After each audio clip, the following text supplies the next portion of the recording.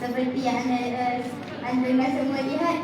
Wahumahum yahumahuna anta asma antum anti asma antum. Kali dua ni dia satu lelaki. Umar ni nenek. Faham ke? Saya tak tahu. Lepas tu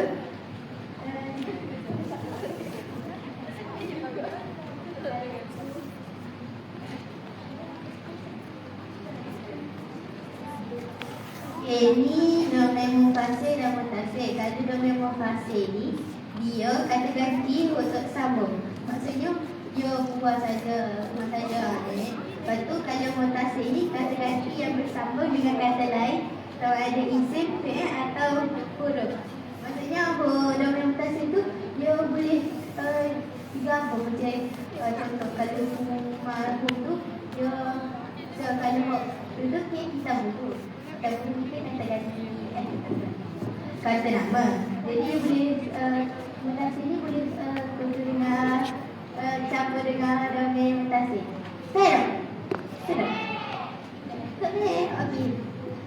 Gini. Contoh kalau buat dia guna hu. Untuk menunjukkan buku tu huk dia. Faham? Maksudnya contoh kalau al-tulak kan, al-tulak tu kisah kan. Lepas tu contoh buku tu buku al-tulak. Jadi yang diguna buku macam dalam surah 4 tu. Ada yang surah 4 ada kamu surah 4. Macam Ahmad kita buku jadi dengar. Itulah. Okey, betul. Itu lagu. Lepas tu kalau nak semai hafal lagu nak suruh nyanyi ke? Ni senang je nak ingat. Contohnya dalam PSS awak macam untuk tahu lagu ni untuk kamu ni. Ingat lagu ni je. Betul senang. Okay.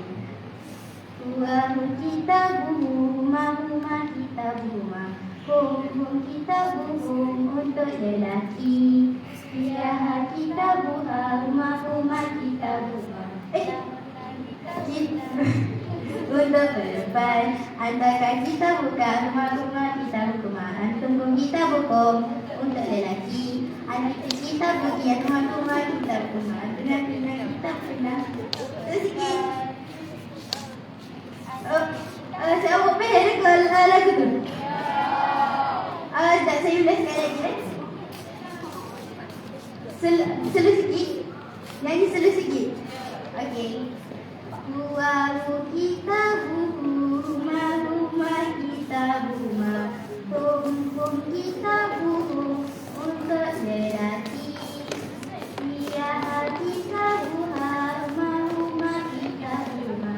Hum kitabuhu untuk perempuan. Antara kita buka mahuma kitabuhuma.